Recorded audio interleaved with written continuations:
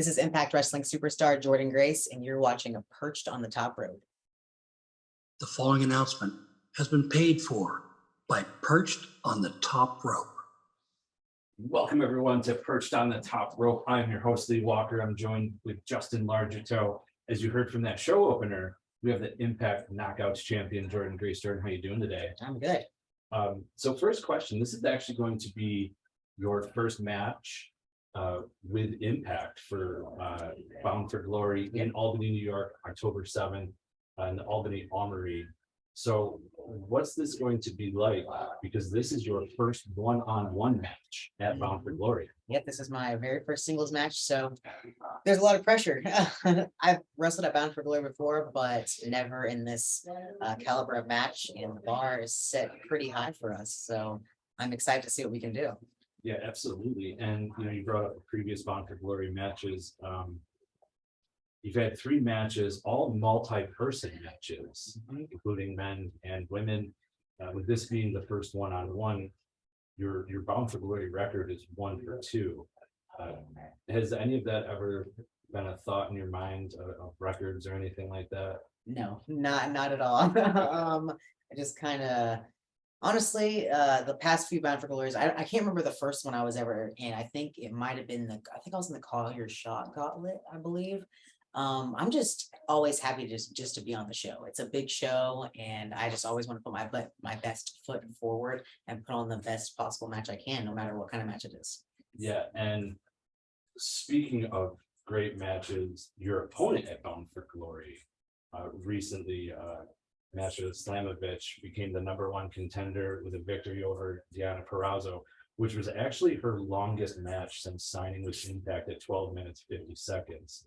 Her other matches that she's had 13, totaling up to 16 minutes, and I believe it's like 34 seconds. Hearing those numbers, and especially like for some of the women that she's defeated, from Madison Rayne, Havoc, to Neil Dashwood, in all very short amount of time. Do you think that you sent her a call or a notice when you defeated Dice in 50 seconds on Impact? Oh, I think that was definitely you can do it and so can I kind of thing. I do like to, wrestle and have a kind of a feeling out process during matches, but that makes it longer.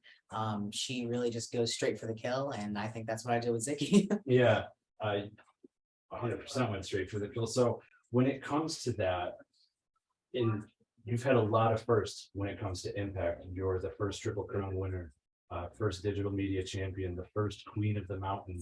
You competed in the first X match for the Knockouts. What else do you want to accomplish in Impact Wrestling? One of my biggest goals, a pipe dream, some may call it, is to be the first person at Impact to win all the belts, to be the first true Grand Slam champion, because I'm sure there's someone who's won all the male titles, but they haven't also held the female titles. So I would love to be the first person to do that.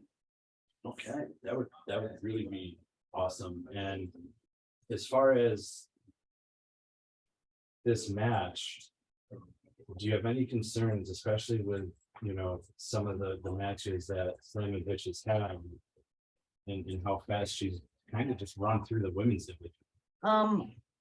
I don't think it's not a concern. I think I'm very prepared for this match. I've been getting ready for a long time, and in a way, I've kind of been preparing for this match since I got to Impact. This is going to be probably my biggest match in my Impact Wrestling career, and probably my career in general.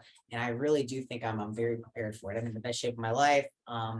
Mentally, I think I'm exactly where I need to be, and I know that this is my opportunity to kind of cement my legacy and my place as the face of the Knockouts division. Okay. I had interviewed the president of Invicta Fighting Championship, Shannon Knapp, who Invicta is also under the Anthem banner. And I had asked her if she was ever open to having anyone from the women's division be part of her MMA company in any way, shape, or form. Is MMA something that's ever interested you, or anything being part of? I've thought about it a few times. but I'm kind of scared to get punched in the face, like for real. I would do it though. I think I would try my hand at it. I've tried a lot of different things. I've done powerlifting, kind of trying to do this bodybuilding thing right now. I've done wrestling, so I would definitely try it out. I'd love to. All right, when it comes to the bodybuilding, do you plan on competing in any competitions? Yeah, me and my husband were actually just talking about it this past week, signing up for a bodybuilding competition next year, at the beginning of next year, so we don't have to, diet through the holidays. That's because if there's anything harder than dieting, it's dieting on Thanksgiving and Christmas. The worst two times to even try and start a diet plan, to be honest with Yeah, you. I can see why people wait till after the new year. it's too hard. So what are your workout routines like? Do you work out with your husband? Do you guys, do all the meal planning together and things like that? It depends. Right now, we both have different trainers. So I have a trainer who literally sends me my exact diet down to like the last calorie. He plans all my workouts. I usually train 6 times a week. I do cardio every day, so it's normally 7 times a week. And right now, just to prepare for the show, I've been trying to kind of like get more cut basically. Mhm. So I've been doing 2-a-day cardio sessions for the past 6 weeks, and it's been hell. So I cannot wait to this is like the last week I have my foot on the gas, and I'm just ready to have this match, win or lose. I'm gonna have a cheat meal afterwards. Right. Now, one thing about this match, you had done an interview in the past, because you are a previous knockouts champion. You wanted this run to be memorable. Having been a champion during COVID, what were some of the struggles as a champion during that time? I wasn't a champion for very long during COVID, to be honest. I pretty much lost my belt as soon as the pandemic hit almost. I can't remember exactly when, but I didn't get to defend it in front of any fans. It sucks for sure. And even like the time I did have it, it was probably longer than it should have been, because I didn't have any title defenses at all, because we weren't wrestling at all. So it was definitely, that wasn't a reign I was proud of. I'm already more proud of this reign than I am the last one. And for you, what was it like to be able to team with Jazz to go after the Impact Women's Tag Team belts? It was awesome. That was something never even occurred to me would be a possibility, but it was really, really cool. I don't know if she's kind of like retired now or what's happening, but if that was like the last thing she did with wrestling, I'm so grateful to have been a part of it. Mhm. Now, Impact is one of the only companies that does the intergender matches. What do you have to say for those who are not a fan of those? I, for one, think it's amazing to watch women be able to manhandle the men. As a prime example, we watched you again defeat Zicky in 50 seconds. Yeah. I mean, I think it's fine if people don't like it. There's something in wrestling that I don't like. I don't particularly like hardcore death matches, but I also don't actively advocate against it, because I know that there are people that do enjoy it. So it's okay if you don't like it, but just let other people enjoy things. And what do you want fans to know, win, lose, or draw, when it comes to Bound for Glory October 7th? Win, lose, or draw, I'm going to put on the best match I possibly can. I'm going to fight harder than I ever have. And I'm just going to go out and do my absolute best like I always do. Awesome. And I have a question in regards to your husband, Jonathan. Sure. We don't often hear wrestlers still being around their trainers after training is over, so to speak. So what's it like for you with the relationship that Jonathan has with his trainer, and as he calls him, Coach, Mr. Hughes? It's cool because I don't talk to any of my trainers from the past, and John's been wrestling, I don't know, 17, 18 years. And the fact that they still call each other on the phone is very cool. And it goes to show what kind of trainer Mr. Hughes is to still keep up with his students after all that time. Yeah, absolutely. And Mr. Hughes has done a fantastic job. He's, Keith is another one who is trained that we're going to be speaking to in a few minutes. I'm going to pass over a couple of questions over to our first correspondent, Justin Largento. So take it away, Justin. That's me. So yeah, you've recently had the Impact Wrestling Micro Brawlers. You had a standard and a variant. I asked this because me and Lee are huge figure collectors. Oh, really? Oh, awesome. Yeah. So it was recently announced by Cello Toys that Impact Wrestling will be picked up for an action figure line, and it's the first Impact Wrestling action figure line in almost a decade. Mhm. It's a pretty big deal, and you're one of the 4 that were selected for that first series. You know, it's based off of your Slammiversary 2020 gear when you faced Deonna Purrazzo.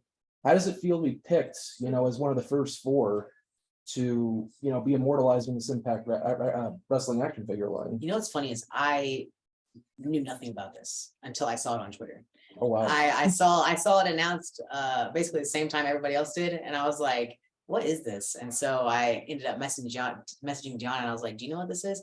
She was like, no, I kind of just heard about it too. So I don't know how that happened, but I think it's really awesome. It's a huge honor to be, you know, they're probably going to do more, but just to be the first line after so much time is really cool. Micro Brawler is awesome, but I can finally give my mom an action figure. So I love it. I think it's so cool. Yeah, I was actually at the Major Wrestling Figure Podcast live show in Boston when they announced it, and everyone just went nuts over it. So That's it awesome. was a pretty cool moment.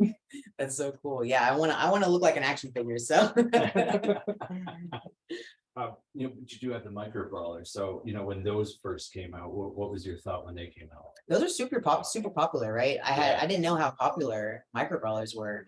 And they're kind of like almost as popular in the wrestling world as Funko Pops, I feel like. And when Impact first came out with mine, they gave me a bunch, and they sold out like that, and I was very surprised about that. And I'm actually the one who went ahead and did my own variant to sell on my website.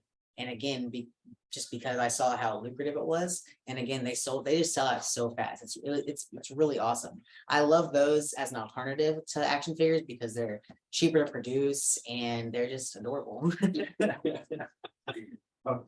Do you have anything that you would like to promote as far as like your social media, website, things like that? Sure, you guys can follow me on basically any social media: Facebook, Twitter, Instagram, Pinterest, Spotify at Jordynne Grace. And make sure you get tickets or watch on Fight TV Bound for Glory next weekend, October 7th. And then we have the TV tapings on October 8th at the Albany Armory. It's going to be a good time.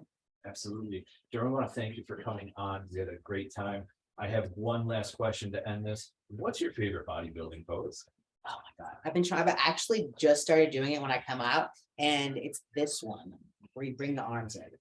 Okay. So I tried it out at the last set of tapings, but I've been doing that when I come out now instead of the single arm flex. It just feels a little different. Yeah, right. I'd like to thank you for coming on. We had a great time, and we wish you the best of luck on the 7th. Thank you guys for having me. I appreciate it. Hey everyone, thanks for watching that video. If you liked what you saw, make sure you hit the like button and make sure you hit subscribe so you can get all our content here at Perched on the Top Rope. And fans, remember, spoiler free's the way to be. I'm out.